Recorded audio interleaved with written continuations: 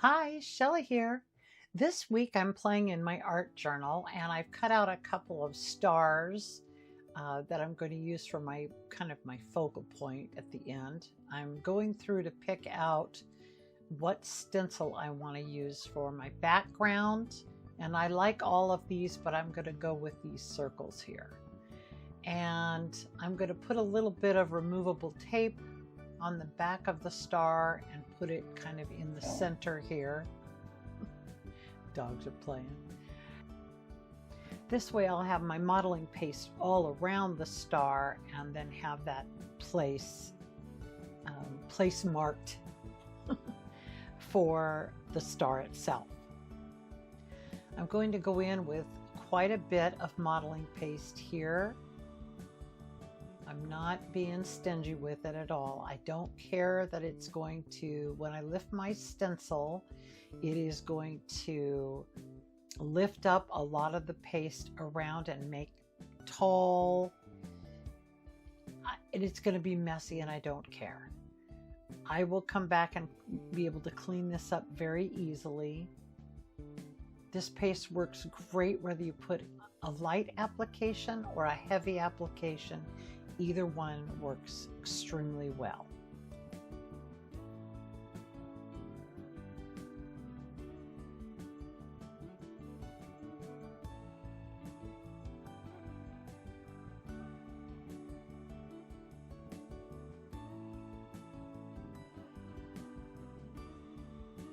Now I don't clean up my stencil. I'm not worried about it making a mess on my page too much here. I'm just going to put it down and finish up my page. Once my paste is dry, I go in with my little flat-sided nippers. These just make it so easy and quick. And I'm going to go around and clean off all of the really high points. I'm not trying to take it down too far, but just any of those weird points that develop when I lift off my stencil. Once I get those taken care of, then I'll come back in with my little sanding blocks. I've got a couple of different grits here. It really doesn't matter too much, whatever you think you need. And then I'm just going to use light swirling motions. I don't want to take off too much. I don't want to disturb my gessoed page underneath. I just want to come in and kind of smooth it up a little bit, get everything a little bit more even. Normally I do this process outside because it does create, it can create quite a mess. But today I just decided to stay in and get her done. Now I have a sister-in-law who still gets magazines, and when she's done with them, offers them to me instead of throwing them away, because she knows how I like to do things with them. And so I have a small stack of them, and I thought it'd be fun to use some of the interesting lettering or words in my collage today. I want some to be smaller, some to be larger, and different colors. Not looking for anything in particular, just going through and cutting out a few that are interesting and that I think may work in what I'm doing today.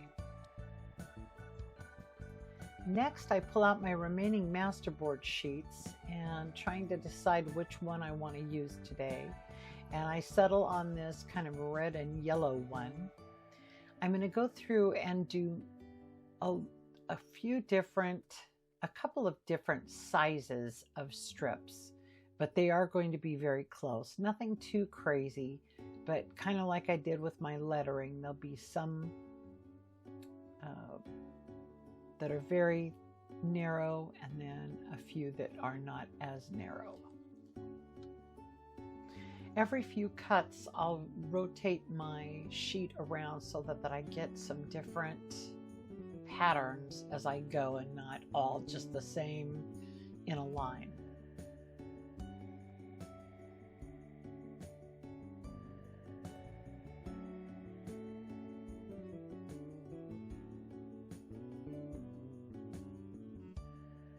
My plan is to collage onto a piece of cardstock and then cut out the star on the back side. And after mixing all of my strips together, I decide that I want them separated from masterboard sheets to lettering. I put out a good little bit of Mod Podge onto my paper, and then I will come in with my strips and just place those right next to each other, trying to make sure I don't have any gaps. I'm using most of my masterboard sheets, but then putting some of the lettering and the words in here and there, kind of staggering things and trying to keep it interesting with my colors and the letters. This is a super fun process and I highly recommend.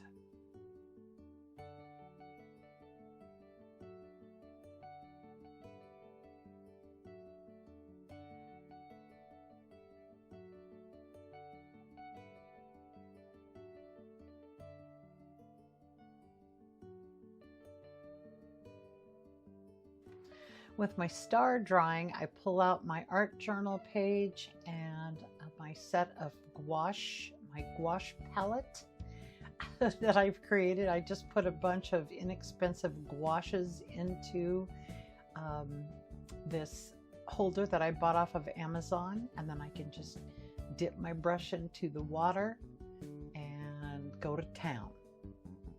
I'm going in with a mix of greens all over. It does not dawn on me at this point that maybe this is going to look very Christmassy with kind of the red and the green, but you'll have to see what you think about the final product in the end.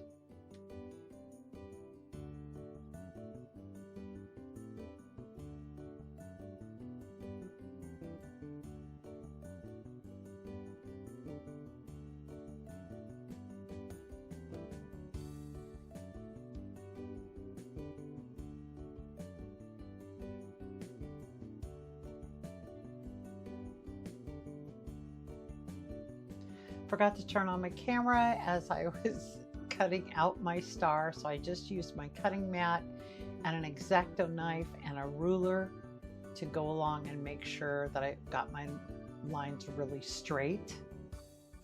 And now I'm going to use a little bit of my dark gray paint and a small brush to go around my edges and just finish them off a little bit. After my gouache dried, I went out and sprayed it with some fixative just to make sure everything stuck down really well. And now I'm coming in with some white on my fingers and just smushing it around, kind of to tone down that green just a little bit.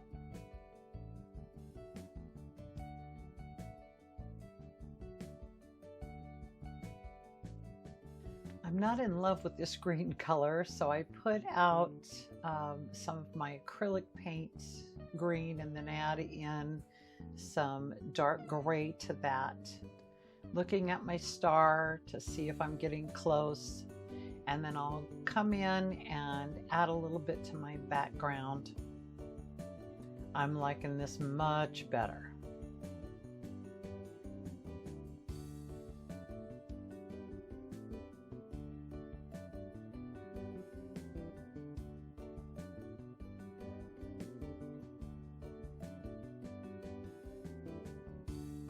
And then I'll come back in with just a little more white, trying to decide how I want to place my star.